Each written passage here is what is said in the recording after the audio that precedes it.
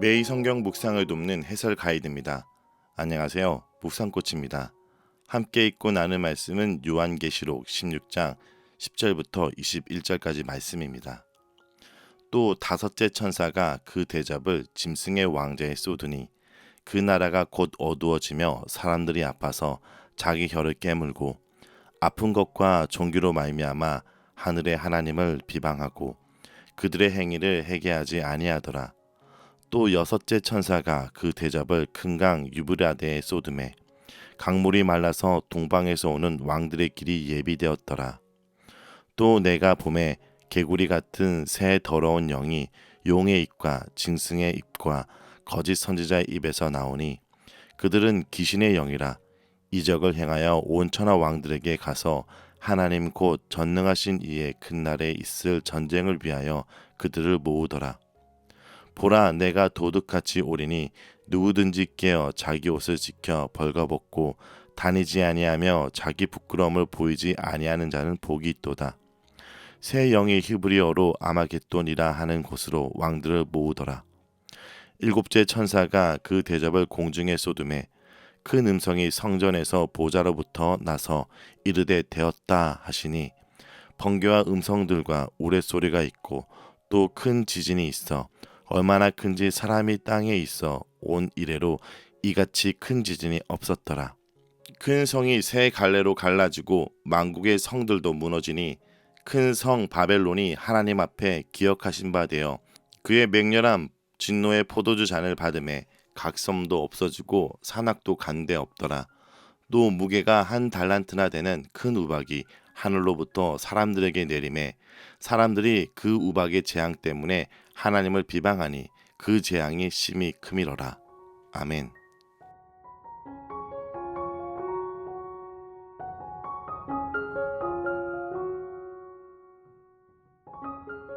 오늘 본문은 이어지는 대접 재앙에 대한 내용입니다. 10절부터 11절에 다섯째 천사가 짐승의 왕자를 향해 대접을 쏟아붓습니다. 하나님의 심판은 악의 세력의 심장부를 강타하여 그 나라가 어두워지는 강력한 힘을 발휘합니다. 이때 그 짐승의 나라가 어두워지자 사람들은 아파서 자기 혀를 깨뭅니다. 세상이 온통 혼돈과 흑암으로 지배당하게 된 것입니다.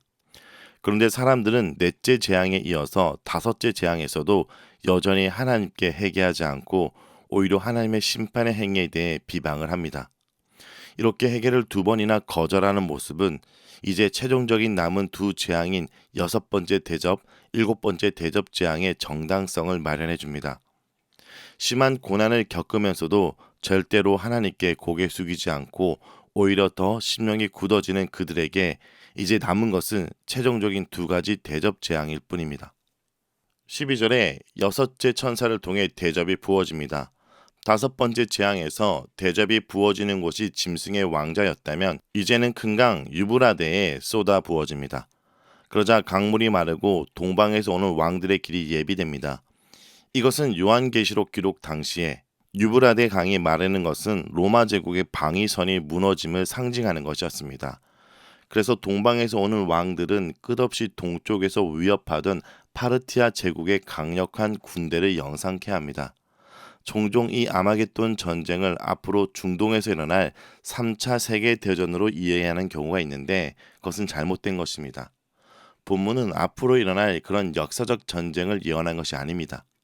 이것은 예수님의 재림 때 일어날 악한 세력에 대한 심판을 말하는 것으로 구약에서 나타난 전쟁의 이미지를 모티브로 하여 영적 전쟁이라는 형식으로 표현한 것입니다.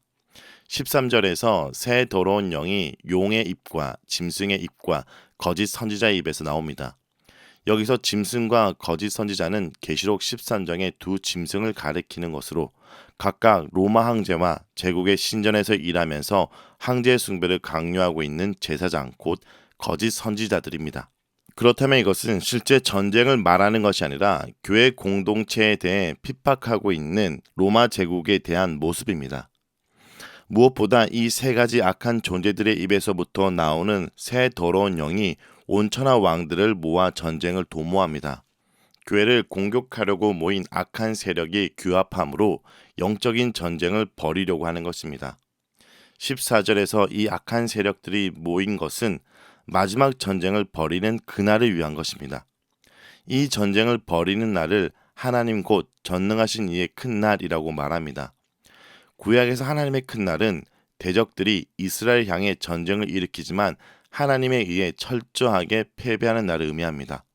그래서 여섯째 대접 심판의 영적 전쟁은 하나님의 백성을 공격하는 악한 세력이 철저하게 패배할 것을 말해줍니다. 그리고 15절에 한 가지 경고를 합니다. 보라, 내가 도둑같이 오리니 누구든지 깨어 자기 옷을 지켜 벌거벗고 다니지 아니하며 자기의 부끄러움을 보이지 아니하는 자는 복이 있도다. 여기서 도둑같이 온다는 표현은 마태복음 24장 43절, 누가복음 12장 39절, 데살로니가 전서 5장 2절, 베드로후서 3장 10절에서도 사용되었는데 예수님의 재림 때 영적 각성을 촉구하는 말로 아무도 주님께서 모르게 오시니 깨어 있으라는 것을 강조하는 것입니다. 16절에서는 이렇게 세 영이 왕들을 모은 곳을 아마겟돈이라고 얘기합니다. 아마겟돈은 히브리어로 언덕이라는 하르와 지명 이름인 무깃도가 합성된 것입니다. 그래서 무깃도 언덕이라는 뜻이 아마겟돈입니다. 그렇다면 교회와 영적 전쟁을 벌일 악한 세력들이 아마겟돈에 모였다고 왜 말하고 있는 것일까요? 이곳은 구약에서 이스라엘 전쟁의 격전지였습니다. 그래서 영적인 치열한 전투를 강조하기 위한 표현이기도 합니다. 그리고 에스겔 38장과 39장에서 곡과 마곡의 군대를 멸절시켰던 이스라엘 산을 배경으로 하고 있습니다. 그래서 하나님의 심판의 장소라는 의미도 지니고 있습니다. 용과 두 짐승의 더러운 영이 천하 왕들을 아마겟돈으로 모아서 무언가를 해보려고 했지만 그들에게 기다리는 것은 하나님의 심판이라는 것을 말해줍니다.